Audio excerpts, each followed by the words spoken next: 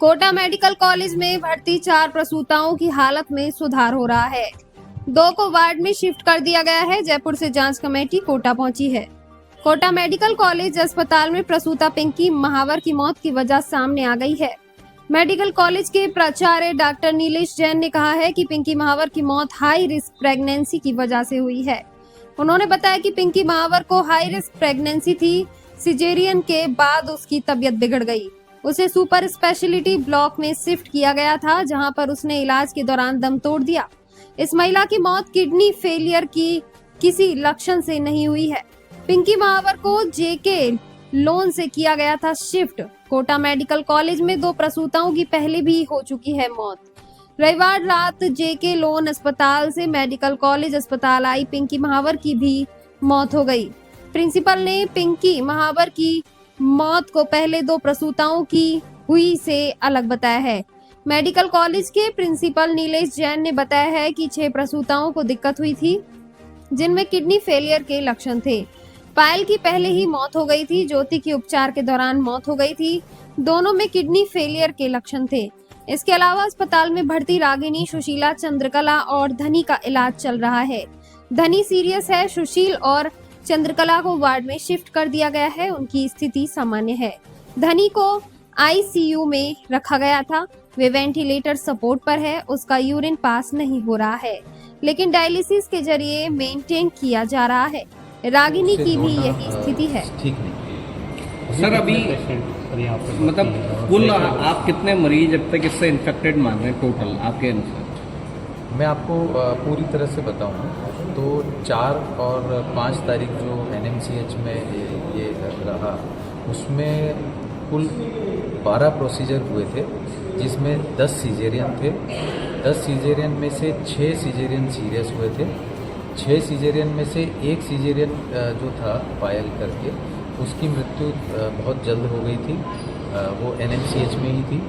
उसके पश्चात 5 पेशेंट जो प्रसूताएं थीं, उनको सुपर स्पेशलिटी में शिफ्ट किया गया। उनमें से एक की मृत्यु ज्योति, उसकी मृत्यु 2 दिन पश्चात सुपर स्पेशलिटी में हुई। जो बची हुई 4 प्रसूताएं हैं वह बिल्कुल अब रिकवरी की फेज़ में हैं। उनमें से 2 प्रसूताएं अब वार्ड में शिफ्ट कर दी गई हैं। एक के यूरिन आने लग गया है, करीबन 2 से 2.5 लीटर उसके यूरिन आया 24 घंटे में। दूसरी जो प्रसूता है, उसके बाकी के सारे जो ऑर्गन हैं अब वो ठीक काम कर रहे हैं, और किडनी जो है वो अभी बराबर काम नहीं कर रही है, लेकिन उसके लिए हम उसको डायलिसिस से सपोर्ट दे रहे हैं। और जैसे भी हमारी टीम जो लगी हुई है, वो जब उसमें रिक्वायरमेंट समझती है तब तब उसका डायलिसिस किया जाता है। ये कौन से मरीज है सर? नाम जो सुशीला है, उसको डायलिसिस की रेगुलर ज़रूरत पड़ रही है। बाकी अदरवाइज़ वो ठीक है, उसको हमने उससे आईसीयू से बाहर ले लिया है। जो बची हुई 2 मरीज़ हैं, एक रागिनी और एक धनी। जो रागिनी पेशेंट है वो पहले से काफ़ी बेहतर है। उसको ओरली खाना पीना चालू कर दिया है, और अब उसका जो यूरिन आउटपुट है वो तो नहीं है, लेकिन उसके लिए उसको डायलिसिस सपोर्ट दे रहे हैं। अदरवाइज़ वो ठीक है। और जो धन्नी पेशेंट है, जिसको बीच में वेंटिलेटर पे लेना पड़ा था, उसका वेंटिलेटर हट चुका है।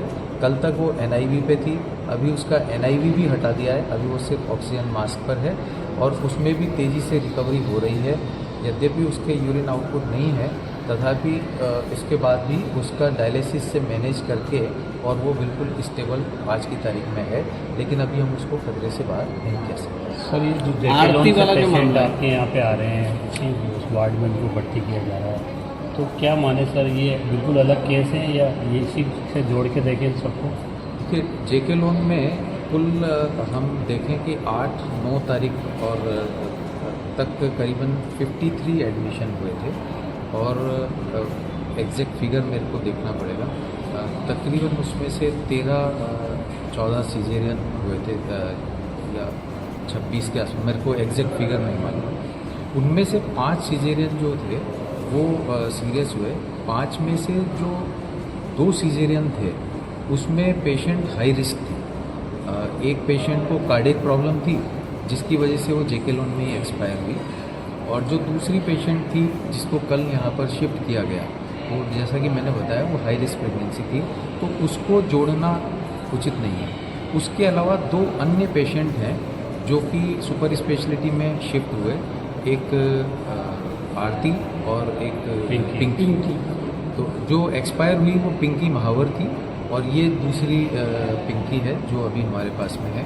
ये दोनों में से जो पिंकी है वो हाई रिस्क प्रेगनेंसी थी, वो उसको एब्रप्शो प्लेसेंटी था। तो इस तरह के केस में ये संभावना बनती है। दूसरा इसमें देखने में ये आ रहा है कि एब्रप्शो प्लेसेंटी के अलावा जो दूसरी आरती करके पेशेंट है उसमें सिम्टम लगभग सेम है। जो सिम्टम NMCH वाली मरीजों में मिले थे उसमें भी वही सिम्टम है। दोनों पेशेंट अभी वेंटिलेटर पे हैं।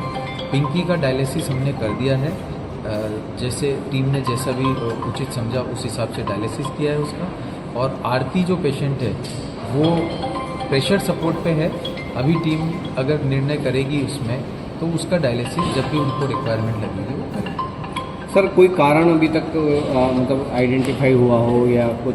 जांच जो चल रही है उसको लेके जयपुर से भी कोई कारण अभी तक पूरी तरह से आइडेंटिफाई नहीं हो पाया है। पिन पॉइंट नहीं हो पा रहा है कि कहाँ से ये हो रहा है।